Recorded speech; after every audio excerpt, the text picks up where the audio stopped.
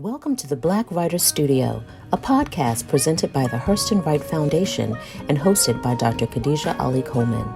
The Black Writers Studio is dedicated to showcasing Black writers who are transforming the world today with their literary pen and creating a legacy for the culture.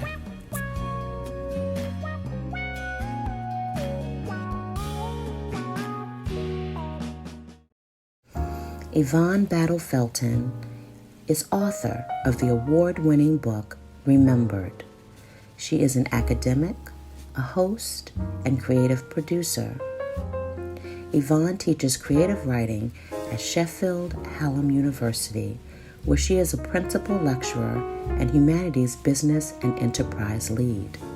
Host of Write Your Novel with Yvonne Battle-Felton, a write-along podcast series developed with New Writing North, Yvonne creates and hosts literary and storytelling events and opportunities, and has completed her second novel for adults and her first children's book. All right, so it is so great to meet you and see you in person, Yvonne. Just so our listeners know, you are actually based out of the UK, correct? I am. I'm here in sunny Dewsbury, which is in West Yorkshire. Okay, so I am geographically challenged, so I'm going to ask in proximity to London. I feel like that's everybody's question. Right. So we're about by train. It's about 2.5 hours or so away from London. We're in the north of the UK. So Okay. yeah, so by train it's a lovely. Well, it's actually two trains, but it's a lovely day trip though. Okay. Well, that's so interesting because I'm based in Maryland, in a suburb right out of DC. And so that distance between Maryland and where you're originally from, Pennsylvania, is about the same, 2 hours. And so I think I want to start there because you are from the East Coast of the United States. You're American living in the UK. And I'm just so curious, how long have you been in the UK? And as a writer, like, what have there been any differences between your writer life in America versus your writer life in the UK? So those are really interesting questions because I've been here for just about 10 years now. Wow, Um, okay. I feel like it was 10 years in January. And we came so I could do a creative writing PhD at Lancaster. And although when I applied, I really thought it might be an online program. So when I Wow, 10 applied, years ago. That's crazy. And now I that's know. the norm, right? So yeah, if I had applied today, they'd have been like, yeah, it's online, have Right. fun. But now when I applied, I was like to my kids, wouldn't it be funny if it's in in the UK? And then when I got accepted, they were like, to study in Lancaster. And I'm like, wow, what a weird way to say online. And it's because that's not what it meant. And they were like, well, you're writing about slavery, so we just thought you'd want to be like here doing it. And I was like, wow, Wow. like okay. Wow. Wait a minute. So was there an Exactly. option for it to be online? Um, I want to say yes, but I'd say it might also depend on who your supervisors are, what you're working on, Right. and things like that. Because there were some people that I never met who were doing the PhD at the same time, and we met Okay. kind of virtually. So we would have some workshops, and so I know that there were people who weren't, on campus. But for me, like it was magical when the kids were like, "Yeah, we'll do it," and then I had applied for a bursary, which meant that it was faculty funded, so I didn't have to pay for my PhD. Wow. Right. So Okay. it felt like things were just falling into place and I was meant to do it in Right. UK. So How we old were did your it. children at the time? So at the time, my youngest was 7, and I had a 14-year-old and a 17-year-old. Wow. Are they all still in the UK with you? They are. So my oldest has recently finished her PhD at Strathclyde. I know, right? Wow. And now she's a faculty. She teaches business and marketing in Look at Scotland. this. The I know, whole right? family. That is so intense. And so the 7-year-old is now a teenager who Yeah. basically grew up in the UK. And so their experience is so, different from yours in terms of their upbringing. That's so that's magical.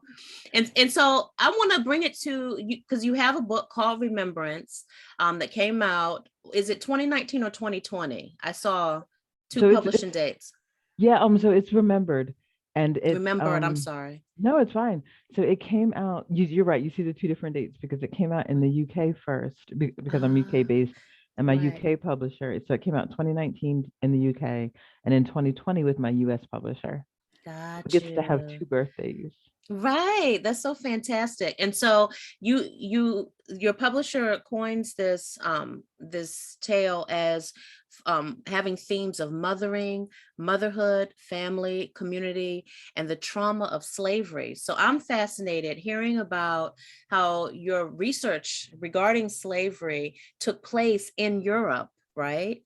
Yeah. And then now your mother, and I know you have so many experiences that informed the writing of this piece, even though it's a fictional piece. Tell me a little bit about what went into this book, and what parts of your life really influenced the writing of this book, because it just sounds very intense and fascinating.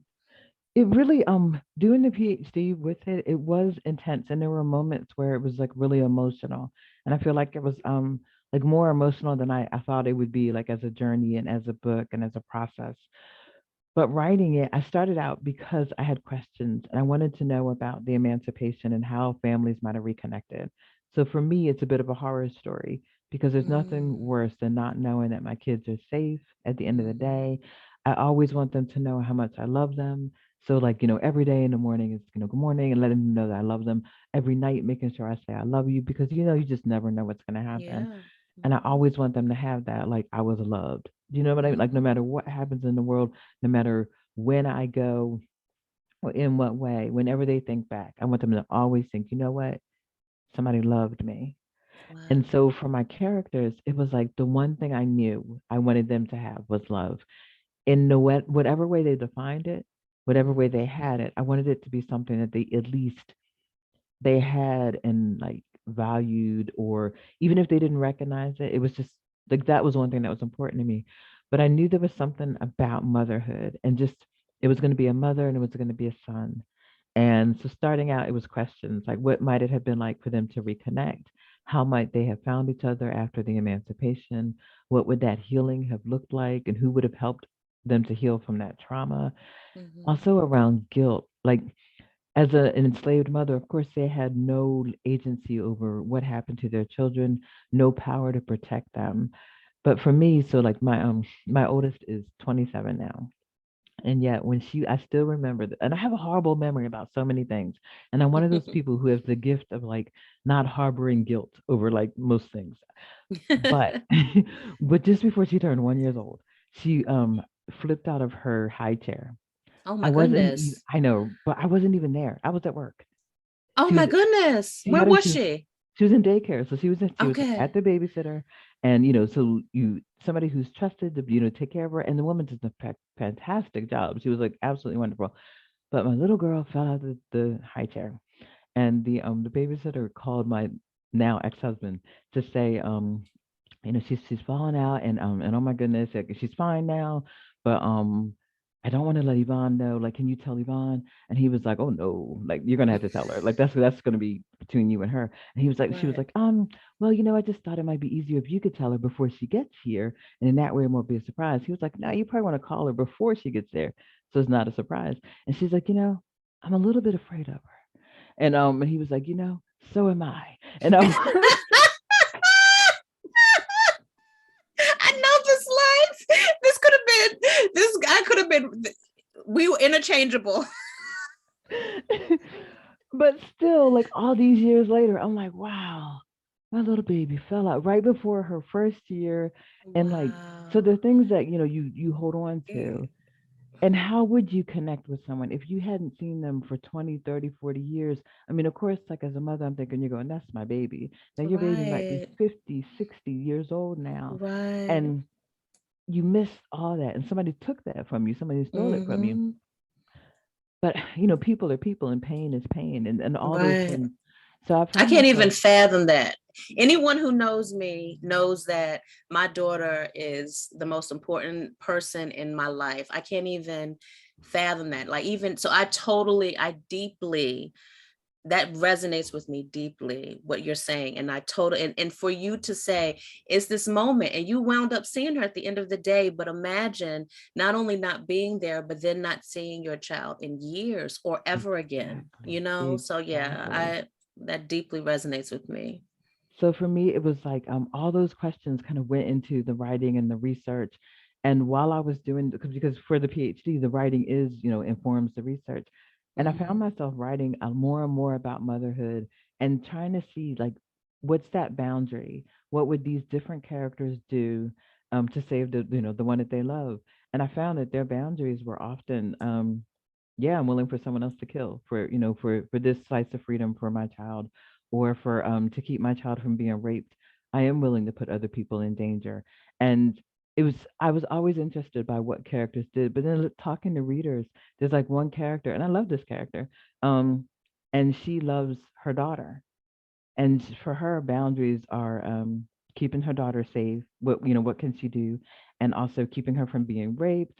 And then when she decides, like, you know what, okay, yeah, it is better for her to be free, because that's a journey for her, because she's I would imagine in the world that they had, there was limited information, and so there was no guarantee that what was outside was any better than what was going on inside. And so Right. for this mother, she wanted to keep her child with her, and then she realized, okay, you know what? Actually, I'd rather her, be somewhere else and take those chances and see what might happen, even if it means I'm never going to see her again. At least I know Mm. that she might be free. And so she was willing to do some questionable things in order to achieve that. And other readers will say, like, how she was their least favorite character, or how they were, I guess, upset with her as a character for the choices she made. And nobody has said, like, about the slave owner, like, he's the one who put her in that position. She was responding. She had limited agency within the confines that he and the U.S. system and all these other systems put into place. So it wasn't as if those barriers weren't there, but nobody says, "Oh wow, that slave owner did this," and I'm always like, "Man, like, Wow. it's That so speaks interesting so to me." sharply to even today, how the poor are maligned, how the disenfranchised are maligned before we even really do deep digging against those institutions in place that disenfranchise people and that are just institutionally corrupt. So Exactly. wow, So wow. people blame the individual, and the Yeah, institution can run around and keep on doing what they're doing and dehumanizing yeah, people. And right, they, for some reason, it's not considered like their fault. It's like, well, you're supposed to learn to navigate within that system. right, And how, like, right. how do you do it? So yeah, the book was like, it was one of those things where it was an exploration, and I was never quite sure what these characters were going to do. They often Mm-hmm, surprised me. I was like, when a character died, I was like, wow, like I was crying. I was just like, oh, I didn't, mm-hmm, but it was because spending so much time with them and getting to know them and getting to care about them, and mm-hmm, also having that level of respect for them while writing, mm-hmm, that I think it mm-hmm, just. So earlier you asked me like the difference between the writer I am now and like mm-hmm, before I was, and I would mm-hmm. say when I was in the US, I was writing more short stories. I had finished my MA. I did my master's at Johns Hopkins. It was fiction and creative nonfiction. And for me, it was like creative nonfiction just was like magical, because it was, you writing about your life or your experiences and the world around you. But so while I was there, I was doing my fiction, and that was like, that's all, what I thought I was going to do. And then this opportunity came up to take this. I always do this 9-day intensive class, and and it was in Florence. And so Oh, I feel wow. like I have to say that other part to say why I took this class in Florence. But Right, really, I right, don't. Like, I could have said I just right, wanted to take it. But right. one of the conditions to take this class was it had to be something you hadn't taken before. And Hmm. so creative nonfiction was one of the options. There were others. It was like some sentence power, like analyzing sentences down to the word. And I was like, no, thank you. That Um, doesn't sound fun. no, even in Florence, like even if I was going to be in Italy, just laying back with like uh, wine or whatever, like I felt like no, no thing. It was a tough uh, sell, but the uh, creative nonfiction one, I was like, yeah, I could do this one. And until then, I had done like I went back to school like earlier, so as an later, sorry, as an adult, and mm-hmm. but I did it between momming and going to school and working and like doing everything else. And so I went to campus, like, barely stopped the car, hopped out, went to class, and then like, went to work and then came home and mommed and then went back. And it was just like this sort of thing. I wasn't engaging in any sort of literary community or any events. And Mm. I'm sure they had them, but I wasn't doing it. And then when I And went you were back, in Baltimore at the time. right. And so Okay. it was like everything was in a way logistically close, but not really because I was still taking Right. classes in DC too. Because I Oh, was like, wow. like for the undergrad, I did it at first at I want to say Baltimore County Community College and um what's the one in Glen Burnie? Like it's Anne Arundel County. Okay. Mm-hmm. And that was because like by the time I could go back to school, which was like it wasn't anything keeping me from it. It was one of those things I always wanted to go back and do. And then once I Mm-hmm. took this bed and breakfast class that was at a community college and I came back and like my now ex was like, I mean, the kids had eaten dinner and like done homework. And when I came back, I had the same amount of kids that I left with. And I'm like, wow, you all can live life and I can, while I'm out doing something for me, like going to school. So once I realized that and I started going back to school, I started like a class at a time and then two and then three. And then Wait it a was minute. like, You're so funny. You said the same amount of kids. To give me space to laugh at that. That is so hilarious. You were like, y'all are still alive. I got the same kid. That is so funny. but you know how sometimes, at least for me, it felt like I Yes. was like so immersed in being like momming and doing all these things that it was like, Yes. wait a minute, you all can actually be okay while I go out and do Right. me. Right. Right. And so like for me that was like a realization. And so I Right. went to school, I went part-time like it was full-time. And so I was doing that That's with awesome. undergrad. So this is before you had gotten your B. So when you said you went to school late, I'm thinking you're talking about for your master's and for your advanced degrees, but you're talking about you started it at a so I'm a community college groupie. So yeah, yeah. So you started at a community college, at CCBC and at Anne Arundel Community College. Sort of. I started Okay. actually before that. So I graduated Wow. early from high school to go to Okay. university because when I was 16, my mom decided she was moving to Germany and she was doing that by herself. So Okay. it meant that while I was in, what was that? I was at Oakhurst High School, and it was like a shift. So like before that, I was college bound. I knew exactly what I was going to Yeah. do. Well, like not exactly. I just knew I was going to like make tons of money, and and Rich, back rich, richy, rich. exactly, I was going to be a psychologist married to a mortician because I felt like Okay. you know what, can't save everybody, but if I don't, those who I'm unable to save, we're there to help later.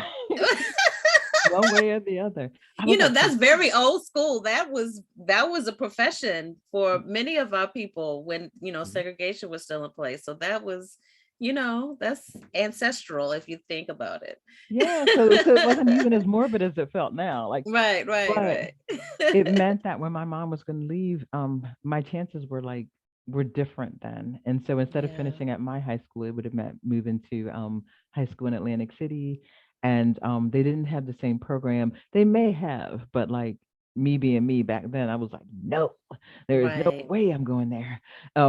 But it was like, so what am I going to do? And my guidance counselor, Miss Chapman, she found this school in Simons Rockabard College in Massachusetts, where it was for young people to go to college. And so we applied, and then I got a scholarship for that one. I had a full scholarship, but I feel like one of the first things I learned in that first semester that a full scholarship doesn't cover room and board. Right. And at that time, no one in my family knew about like that you can either request more financial aid. I'm not even sure if you could then, but nobody knew how that worked. And my grandmother Mm. owned 4 houses at the time, but she had already finished that whole mortgage journey and all that. So she was like, she didn't know about student loans and like, so in the whole world of it was just kind of like, no, my mom didn't know about it.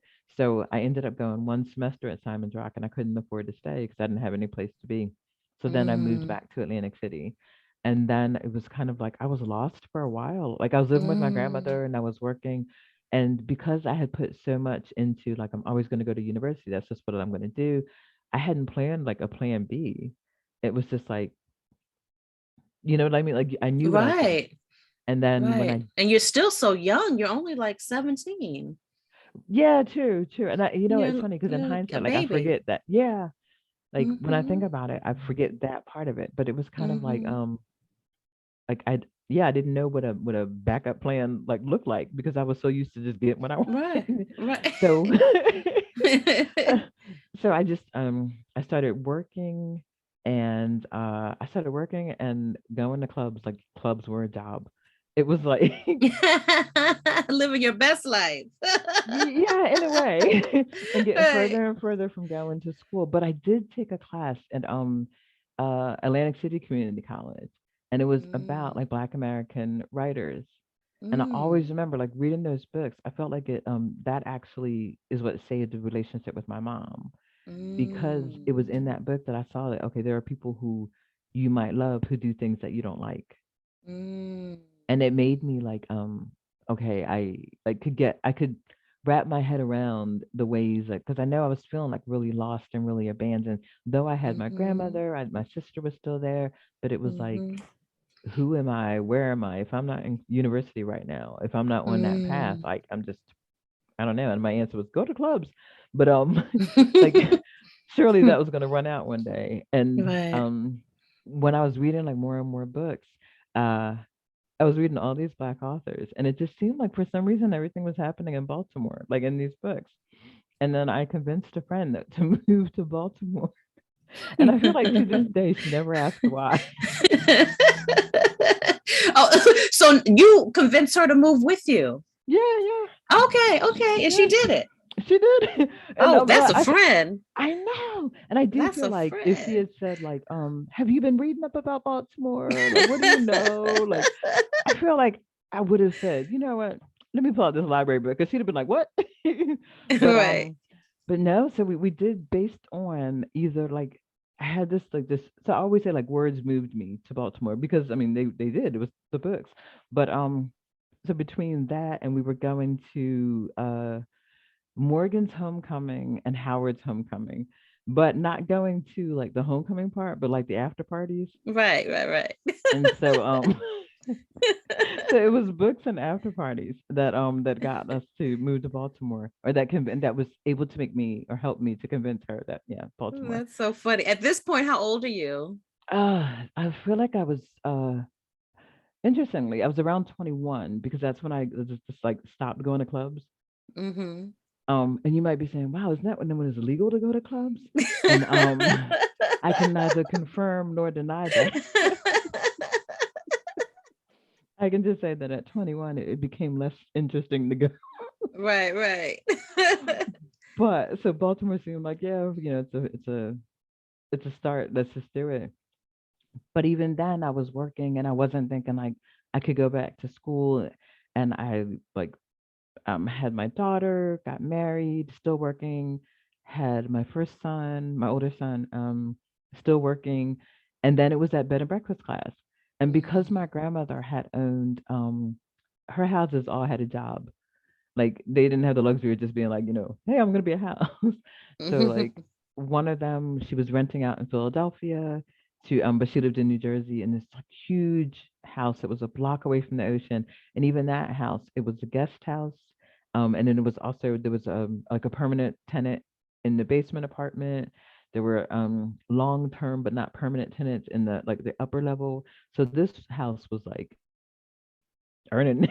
And then she had one around Mm-hmm. the corner that was also like rented out, and then one that her father had built for his family in Mm. Charleroi, which is where she ended up moving after Atlantic City decided to use eminent domain to buy out a lot of the houses of older Black people. Right. Um, it might have been everybody, but it just felt like it was old, like all the older Black people. These had these huge houses, and they used eminent domain to buy the houses for less money than they would have paid. Did they take your grandmother's house? They did for Oh housing for no. casino workers. No way. Broke her heart. Like her house was, it was huge. It was a pink and white house. It had a sun porch. It had this beautiful backyard. It had like just so many memories. And it's interesting because, like, for me at least, whenever I think of home, it's there. And as Right. I think of like where is my where? Where am Right. I, like, where's next for me, or like Right. where does home look and feel like? I feel like it's there. Right. And And that house is no longer there. even when you speak of the house, you speak of your grandmother, and you speak, it reminds me so vividly of the communities that Toni Morrison writes about. And you learn that they're born from these experiences of the town she grew up in. And I wonder, does your grandmother's house, do her houses and these experiences, do they show up in your books? And how do They you, do. because you speak of them so vividly that I see them in my mind so easily. Oh, that's wonderful. So thank you so much for that. But they do. So in Remembered, I set the so it's a framed narrative, and it's 1910 is the present. And in 1910, Mm, the Edward has been beaten for a crime that he may or may not have committed, and that's in Philadelphia. And part of that is because my grandmother lived in Philadelphia for a while. I was born in Philly.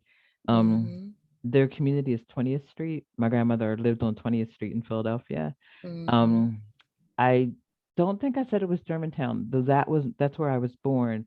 But I made up a Ah, hospital for my characters of 1910 because in 1910 Philadelphia, the hospitals were segregated, and there was only one that would have mhm, served Black people. And because I knew what was mm, going to happen in my fictional hospital, I didn't want to use a real one because I wasn't trying mhm, to tell you to someone, oh yes, and your great grandmother was a racist, wasn't she? Like that wasn't what I mhm, was trying to do with it. I mhm, made that up. But then I also there's a uh there's a house in interestingly for me. So the house in my head of that she had in Atlantic City, there's elements of it in the Walker Plantation, which is actually in the book in Maryland. But for me, it was because it was a house I know so well, and I could navigate like the front porch and the back porch and this space, like how large is this house? And then even one of the mm. characters, like when she dies within the house, it's like because I know this house. But in the next book, um the house is actually still it's still Mm. there, but it has oh, it's a shame because it's like it has a happier existence in the second manuscript, except that actually Mhm. a character dies there as well. But I think it's because I started out like reading murder mysteries and like writing murder Right. mysteries, so I And feel it like goes back to this earlier mortician. it just might be I'm the mortician. This proximity to mortuary sciences is just like, this is a through line.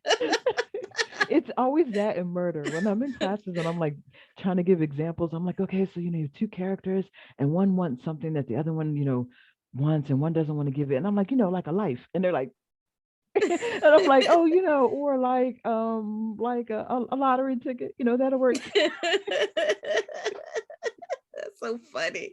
But it just sounds like I love how this house now, knowing that this house that you've just given it this everlasting life, that it makes these appearances. I think that's beautiful. I remember when watching your TED talk, and you were talking about writing, one of your quotes was, I create life as a writer, and then you say, I create endings. And so would you say that, because it also seems with these themes of mothering, and then you mentioned how writing helped you really reconcile with your mom or understand your mom better. Would you say that writing has really allowed you the space to make sense of your own life, or to really and not rationalize anything, but really understand things better, particularly as you grow older. I think it does. I think it gives me that space to commune with myself. And so in fiction, it might take me to different places, but it also reminds me that everyone has a story that I don't know. And Mm-hmm. to like to sit down and sometimes just listen and just, like Mm-hmm. let their stories like do their thing. Mm-hmm. Especially like now, I want to say it's because I'm older, but it's actually always this. Like I forget names and I forget people's faces. Like makes no difference to me. And they'll be like, "Hi, my name is so and so," and I'm thinking, I'm not even gonna remember that. Like I don't even know why. But what I do remember is people's stories. Mm-hmm. Like it'll be something that I'm just like, oh yeah. Like I mean, it'd be horrible. Hopefully, I would never be like one of those characters who'd be like, "You're the one who killed your husband," like whatever. Because you're going, wow, like you just need to pretend not to have heard that murder thing and just leave Right. alive. But Right. there's something about stories that like it connects me with people in ways that like I need to be connected. So like Mm-hmm. in Lancaster, a friend and I had a two-story open mic night. And for me, it was like a great way to get to know people in places, especially people I hadn't given birth to. Because I felt when I Mm-hmm. came to Lancaster, everyone else I like the people I knew were those that, I had birthed. And so it was like, well, how can I get to know more people? And it was through their stories. And there's something magical about true stories and inviting Mm-hmm. people to just, come up to the stage, grab a mic, and in their 3 to 5 minutes allotted time, um, tell me a story. And it does Mm-hmm. sound like a really like thin slice of time, Mm-hmm. but one, like I love that because it means that you don't have time for a lot of the other stuff that might surround the story or a lot of apologies or a lot of deflection or whatever. It's just you have 3 to 5 minutes and you can, do with it what you will. And each time, each person telling their story feels like magic. We've moved to Dewsbury this summer and I felt like I needed it. Like I needed some stories. So I started a two-story open mic night here. The one Mm-hmm. thing that I think is interesting to me is that in Lancaster, people would say, "I don't have a story to tell. I didn't climb a mountain. I everybody was talking about this mythical mountain. There's no mountain in Lancaster, like Mm-hmm. none." But that was all their reference point, and I don't know if it's because they're in what's called the Lake District, and there are mountains, but they're like an hour or maybe like something away. They're not like you don't look out the window and go, "Oh, there's this mountain," but they're all like, "Oh, I don't have like the right to tell a story," and it took convincing, and I hadn't been expecting that. I just thought people would be like, "Yeah, I have a story to tell." Mm-hmm. In Dewsbury, which is in West Yorkshire, they're like, "Yep, got a story to tell." So I'm like, "White people." But earlier, so I do have this like weird memory. But earlier, when you had asked about the difference about the writer that I am now, it's Mm-hmm. definitely that sense of community. I Mm-hmm. learned that when I went to Florence, I learned that how important a writing community can be. And just Mm-hmm. like that's the first time I looked around me and I saw the other students on the course. Mm-hmm. And it was like, Mm. wow, like if we weren't in a project together or if I wasn't workshopping their things, I didn't know them outside of that. But in Mm. Florence, it was like I was immersed in being a student, immersed in being a writer. But I Mm-hmm. also, and I don't remember if I talked about it in the TED Talk. I'm sure I did. But like one thing there, because of what I was writing when I went, it was fiction, but it was more autobiographical than I even Mm-hmm. realized when I was writing it. There were like three Mm-hmm. main characters, and each one was going through something I either felt emotionally or was going through just like actually. And Mm-hmm. when I was there, the one professor who I hadn't had like throughout the time, he asked me like who was the main character and what did she want. And two of them were women and one was a man. And so for him to be like, what does she want? It was like kind of narrowed it down. Like he didn't think that other one was the main character. And then I'm looking at it and looking at it, and I'm like, wait a minute. So if these are thinly veiled versions of me, what do I want? And it was the first time in a long time that I had looked at like, wait a minute, I do. Like there are things I Mm-hmm. want. And I had been going through that stage of like separation in the marriage where like where you're separating but you're dating other people and like and Mm-hmm. getting to know other people, and they would be like, Mm-hmm. so like what do you like to do? And I'd be like, oh, motocross. And I'm like, no, I don't. Like I was taking my son to motocross and I liked making him Oh, happy by taking him wow. there, but like I was not gonna drive, jump on a motocross and be like, room, room. Like I was just, and Mm-hmm. they'd be like, okay, what's your, what kind of music do you like? And it'd be like the music that the kids liked. So Mm-hmm. I had kind of lost like, what is it that I like, and what Mm-hmm. is it that makes Mm-hmm. me like, But Mm-hmm. to doing that on the page was like, oh my gosh, and it was just so eye opening. Like looking at, okay, so if I'm the main character, what do I want? Mm-hmm. What stands in the way?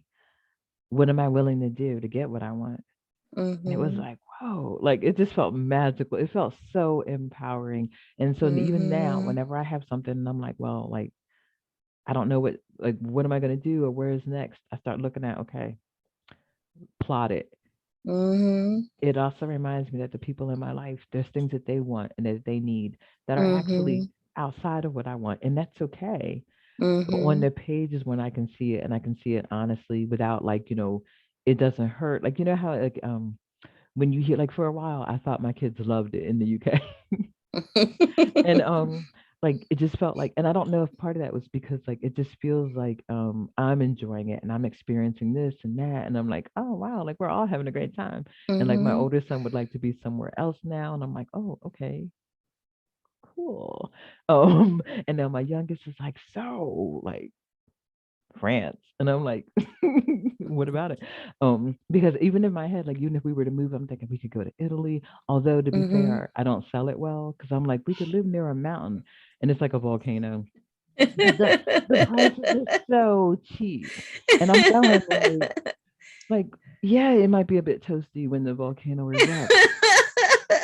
But look at that view. Lava schmava. Exactly. I mean, and then for real, like when you look at it, there's so many horrible ways to die. And Oh like there are my ways I goodness. don't want to die. But like, yeah, I don't like if lava, okay. Mom, I don't think that's selling it well at all. And it's funny because every time I'm like, what about this place? Something happens. I'll be like, what about this? Like, then it's like a volcano, or I'll be like, all right, what about that place? And then it's like an earthquake. And I'm like, okay, what about this other place? It'll be a tsunami. And I'm like, maybe I should just go and not say, what about this place? Right. And definitely don't mention that this is a nice place to die. Like that needs to be something that we need to address right now, that is never a selling point. But I feel like I would like to die of old age. Like I would Okay. just love to do that. And then I But look your at so child, your children don't need to be hearing that right now. You try to sell them anything. but go look at the chances here. The chances are really good that I could just die of old age. Yeah. But when I'm like, okay, so the volcano. But like yeah, I mean it's a volcano. But when you think about it, so the view, the ocean, and could you just Uh, imagine a no, literary event on the absolutely ocean? not. I'm down with the kids. Absolutely not. But you know what I find so interesting, when as you talk about this, and you just speak so easily about how writing has just been therapeutic and healing and just really part of, just the framework of how you do your inner reflection. And I just think that that's so beautiful. And I know that, you're working on a new book. And I would love for you to talk about what you can about the book, because I know that it's still in some working phases. But how have you applied some of these life lessons into this new book? What are some of the things that we'll probably see that are familiar in this new piece, and what are some things that really speak to your growth as a writer? Oh, that's a great question. I would say so the book is inspired by the lottery. And right now the title is Curdle Creek. And it's a place that I keep returning to. So like a friend had invited me to write he was putting together a crime anthology. And I don't write crime, but he was like, oh, so like be a part of it. So I wrote a flash fiction, and that was inspired like these two characters and what it might be like if the lottery was in an all black town, and it was like contemporary, but I never wanted them to. They would have access to technology if they wanted to, but I wanted them to not use it by choice. Like by Mm, the town charter would be like they wanted to keep people kind of behind technologically wise, so they could control access to information. And then so we did that and it was published in that. And then the next year he was like, oh, do you know what? Do you want to write a longer piece? Because he was doing like a longer anthology. And I was like, Mm, sure, why not? So it was like a chance to go back into that world. And even when I wasn't going back to it, it was something about the character and something about their journey that was really inspiring, like really interesting to me. And it's this mm, place of people who are willing to do like bad things to each other so that they mm, can either their town can prosper, and even if they don't know why they're doing it, they keep doing this thing and they don't leave. And I was really drawn back to that idea of them not leaving and staying by choice. And so now during the pandemic it was kind of like the experience of it within the UK, and also watching what was going on in the US from here, and always asking like where is home, and where would I return to. And I'm looking at both places thinking, wow, it feels like we're slipping back in time. And mm, just it's with that, it's with the protections, it's looking at what's going on in the US around abortion rights, and what's going on mhm, in the UK around immigration bills, and just all these things. It just feels like we're slipping, not even slipping, just like sliding, like hurtling mhm, back in time. mhm, And so mhm, I found myself drawn to Curdle Creek. So writing it, I think there's going to be some familiar things around ghosts, because there's ghosts and remembered. Like Tempe is throughout the novel, she's a ghost, but she only can come back to deliver bad news. So she's like the bearer of mm, bad news. But in this mhm. book, they're trying to keep ghosts from returning to the town. And they do horrible things to people while they're alive. So why they would think someone would come back dead is kind of like, what? But but writing it, it was kind of like I think it's my first kind of American Gothic. Mhm, And so there's a lot of haunting, but also one thing I had wanted to write or thought I wanted to write about, but just kind of couldn't write about yet, was the Tulsa race riots. mm, And I mean, of course, wanting to write about it so that nothing like that, kind of happens again. But then when you're doing that research, then it's like the whole Red Summer, and realizing that this wasn't an isolated incident, where there was, mhm, a whole history of towns being mhm. terrorized. And Right. it was like, I don't know that I knew I wasn't ready to write that, because at one point I thought the only way that I can write certain characters is if I saw, how during lynchings there were certain sorts of people who brought their families, and they would take back souvenirs. So they would, mutilate and torture and murder these Black people, and cut off body parts, and Mhm, take pictures and have postcards. And in order to write complex characters, because I do want all of my characters to be complex and layered and human in those ways, I felt like, wow, I can't write this sort of character who would do those things without reading this postcard, because something about this sort of character who would do that thing was inhuman to me. And I'm like, mm, okay, if I can read their own words about, like, so what sort of person has a postcard of this horrible thing and then writes, weather's nice, wish you were here. Like, what did they write on the back of that? mhm, mhm. So I got like so in my Wow. head, I just could not, like, I couldn't make them human unless I read their own words. And then I got stuck Mhm, on that, and I realized it was probably because I wasn't ready to write it. So at that time, I'm doing all these research looking for these postcards. They wouldn't come up. And then finally, when I was like, you know what can they say that's going to make you say, oh yeah, you're a human? Like, a- even going through different scenarios, I'm like, oh, I just can't do it. Like, you know what I mean? Like, this mhm. is just not my Right. book to write. And Right. so with Curdle Creek, like, there are elements of it where I show there's like a fictional town, there's smoke, there's kind of burning, and my main character acknowledges that. There's also a scene that's kind of when the character is a bit between like heaven and hell. There's and I say like it's nothing, right? Like, she's between heaven and hell. Um she's watching this scene where another character is fleeing to her town for safety, and instead of Mm, that, because the town doesn't want to get involved and they don't want anyone to know that they're there, they lead her to danger, and they don't help her when mm. she needs it. And so for me, that was kind of as close as I could get to what that might be like. But I feel like as a writer, probably the thing that's becoming as I mature is knowing not every story is mine to write, and also being Right. cognizant of the why. So even if I was Mm, to write like one reason I was not going to write the actual like Tulsa race riot. Like people have done it and they've done a marvelous job. But one reason that I wasn't going to do it is because I'm not trying to hurt anyone who was a family member who's nobody wants to read about. This could have been their great grandmother or whatever who was terrorized. Those are the people I'm not trying to hurt. And so I thought, no, I'm not going to fictionalize that. Um, and so sometimes like just knowing your boundaries and knowing what you can do, but also knowing what you can do safely for yourself, like mentally, emotionally.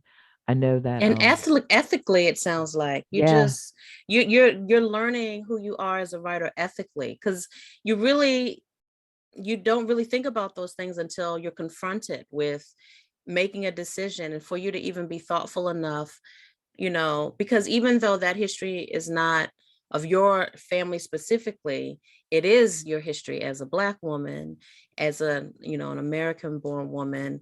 This is the history that impacts all of us. And so you have a certain care for it. yeah. And so ethically having to think about that now, especially knowing now that your writing has legs, you're not just writing for yourself, you're writing now where this audience has embraced you as a writer. So that's really interesting, that how and when you had to come to making these decisions ethically about your writing. But with Remembered, it was like that for me as well. Like I Mm-hmm. couldn't say that there was a specific family member who was enslaved, but what I can say is that I've inherited the legacy of slavery. And I Right, felt like right. this is the framework where I can work with this ethically and be like, okay, you know what? Yes, these things happen, and this character is going to tell it. And one thing I Mm-hmm. really enjoyed about that book was where the characters wanted to go, and there were like I was not going to have my character. I think there were ways that people thought the book might end, and Mm. like that the character would either find God and find some sort of solace with religion, and that was not her path. You And can't she give it also, away. You can't oh, give it sorry. away. You can't. No, and no spoiler alerts, anything. So not to give anything away, read the book, and you will come to your own conclusion about whether or Right, not right, her conclusion was the way that the character would have been proud.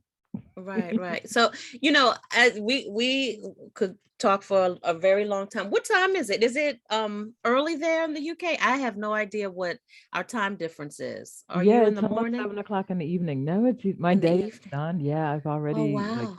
done Okay. marking and meetings, and I'm at this point where I am meeting rich and time poor. So I have Yes. like meetings after meetings after I have tweets. Yes, I know that life. In fact, I have a meeting right after this talk with you. So I want us to make sure that we get in. If you can share with the folks, where would you like for them to get your latest book, Remember? So they could get it. You saw my mouth about to say I did. remember I was like, remembered. yes. They should be able to get it from a couple of places. So if they're in the US, it's on Amazon.com and bookshop.com and .org in the UK. It's also at it should be at your local library. Like there's something special to me for like someone to pick it up from a library. Like I love Yes. libraries and just having it on a Yes. shelf somewhere and like so if anyone is, if you see it in your library, if you could take a picture for it, like of Oh, it, that yes. would be so special to Where me. can they tweet it to you? Are you on Twitter or Instagram? Where do you want them to hit you at? So Twitter, I am at Y Battle-Felton, and on Instagram, I'm Y I Write Battle-Felton. So it's YWHY. So please, like either one of them. You could on Twitter. There is a Y Battle-Felton on Twitter. I'm sorry, on Instagram, who is also me, but I don't know the password for that one. So I'm like locked out of it. And Oh then I don't even know. no. I guess I have one too many emails because they're like, you can reset it by doing this, and I'm going, if I could do that, I would have done Right. that. Exactly. So instead of that, it's why I write Battle-Felton. And do you have a podcast yourself? I do. So I have one that I've devised called Write Your Novel with Yvonne Battle-Felton. And it should be available wherever you find good and bad podcasts, I believe. And I'm in the process now of devising one because I love being read to. And so this one is Mm. called Bookable Space, and it's I've invited writers to read to me, and we'll talk about their book. And all I want to hear is like, tell me a story. And so they get Mm. 30 minutes. I initially put out a call thinking I'll get 12 people and I have one episode, per month. And then more and more people responded, and I thought, okay, I can do it, weekly. So, and then now I'm looking at having to do it twice a week, because like Wow. so many people are like, yeah. And for me, it's just a chance for, me to be read to, but also for books and authors to meet readers who haven't, met each other, and readers to find new books, Yes. and not even new. I said that, like, as long as they were published in the last 20 years and they're available in a bookstore or a library, then people were welcome to, Oh, take that's part. lovely. And do they have to be novels, or can they be children's books? Any type of story? Not children's books yet, only because I feel like I'm not marketing to kids, Right. but they could be memoir, it could be creative nonfiction. If it's a textbook, it has to be something that you can read to me engagingly. And I think that's That's right. Put those restrictions on, because they will bore you to death. and I'm Let me thinking, you read, know what? let me read Not this today. chemistry book to you. Can you imagine? And I'm going, No, and I dear. mean, thankfully it's on Zoom, because I'd be like, end call, leave now.